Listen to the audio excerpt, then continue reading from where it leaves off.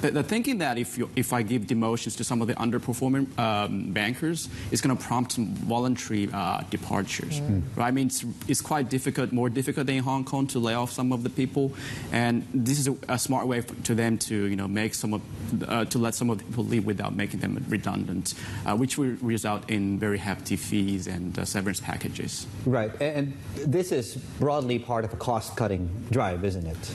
Right. Yeah. Exactly. As we have seen in Hong Kong and also mainland China, a big chunk of the business is IPO, right? And that has been that's been down quite drastically.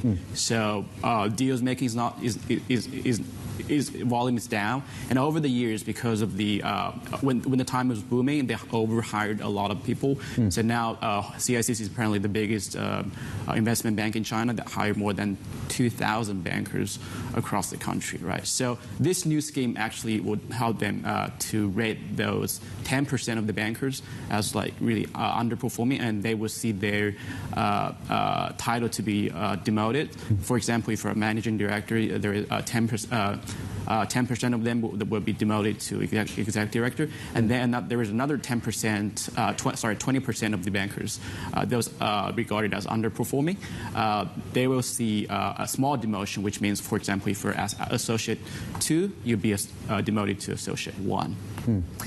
Wow. Yeah. I mean, just talk a little bit more about CICC specifically. So, I mean, this was once a bank that paid as much as Goldman does. But then they've also had to scale back this whole hedonistic lifestyle. So we kind of saw this coming maybe before, too. Right. Yeah.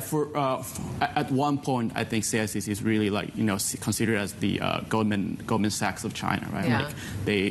Like the bankers, they hire a lot of bankers all across China. They're on every deal, pretty much. Not every deal, but a lot of those deals, you see CICC on them, right? And they're also like the worst hit bank in the past few years, right? I mean, not only deal making wise, but also politically. I think some of the bankers, especially those junior banks, make some they post some flashy lifestyle on the social media, right? Yeah. And then got criticized on social media, became like a huge hit, and then the regulator, I think Beijing, was unhappy about it, and then pounded the bank, and some of the bankers say, hey, you guys should really stop, the hedonistic lifestyle, right? Yeah. And also, get rid of the image of the so-called financial elitism.